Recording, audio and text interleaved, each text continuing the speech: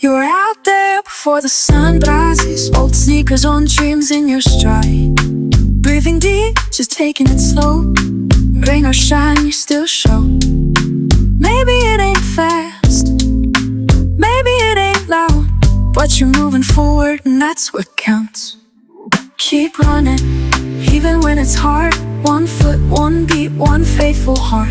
The road gets long, the days go quick, but years from now you'll be glad you didn't. So guys, I have with me today the most requested shoe on my channel so far, the Li-Ning Red Hare 8 Pro. At first, I was reluctant to review these shoes because looking at the pictures, I felt that they were low stack. And if you follow my channel, you know that I love cushion. But after so many people requested that I review these shoes, I decided to buy them. I'm putting them on my feet now. I think I understand why a lot of people will be interested. Despite being very affordable, these are really high quality shoes, guys. The boom fiber upper is really high quality. It looks amazing and it feels great on the foot also. Again, these shoes are super light. I put them on the scale and they weighed an average of 260 grams per shoe in my size US 11 or EU 45. Now that is a very lightweight shoe. That makes them 22 grams lighter than the Asics Novablast 5. You know, about the same weight as the Adidas Adizero SL2, which weighs 262 grams in the same size. The details of the stack and drop are not on their website, but I compared them with the Adidas Supernova Comfort Glide, which has 37 millimeters, and these shoes are higher than that. So this will be in the range of 38 millimeters.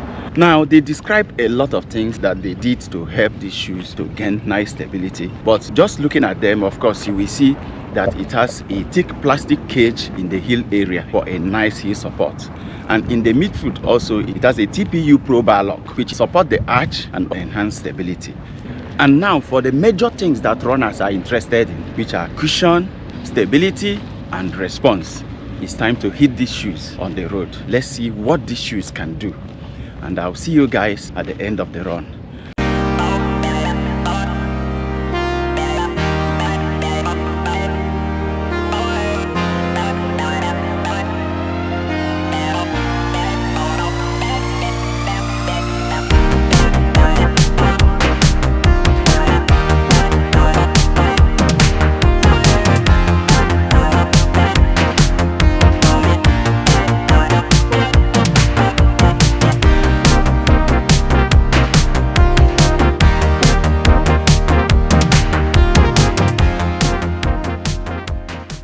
So guys, I'm done with my first run in the Li-Ning Red Hare 8 Pro. I did a total of 13.5 kilometers at an average of 6 minutes 19 seconds per kilometer.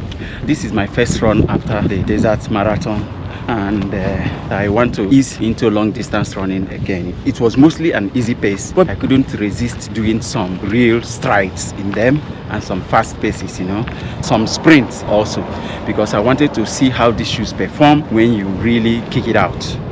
Now let's get into the details of how these shoes performed on the run.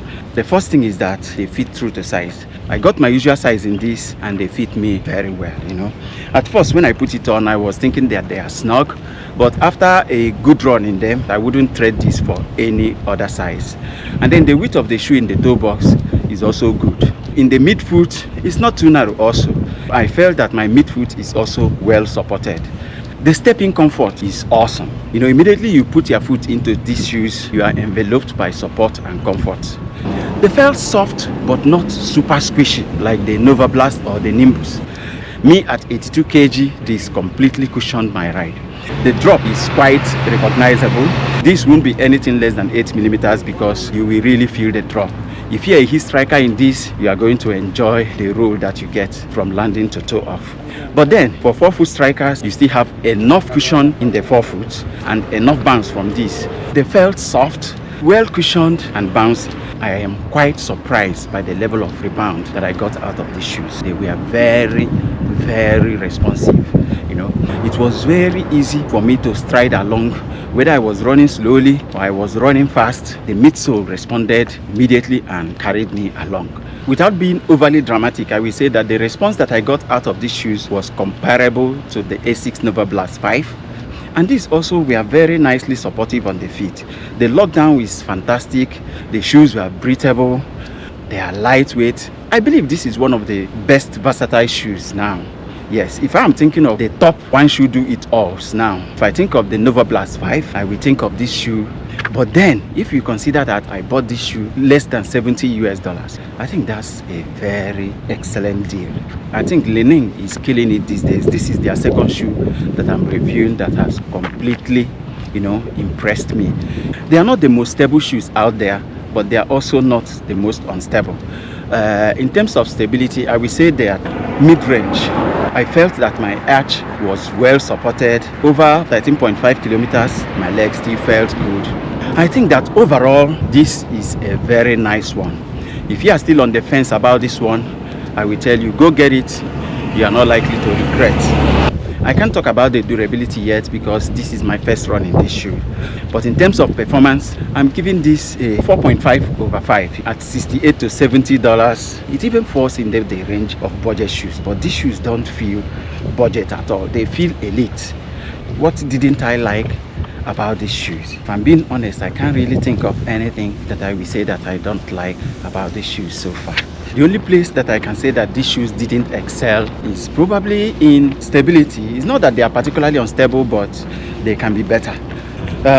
Of course, as usual, if it's good, I will drop the link in the description. If you want them, use our link to buy them and support the channel. So we keep buying new shoes and reviewing new shoes, and showcasing to you guys all these cheap shoes that give you as much as you can get from all those very expensive big brands. That's the goal of my channel. Get the best for less. So guys, I think that's it for this one. This has been a nice run. Thanks for watching, guys. Don't forget to like and subscribe for more videos. See you in the next one.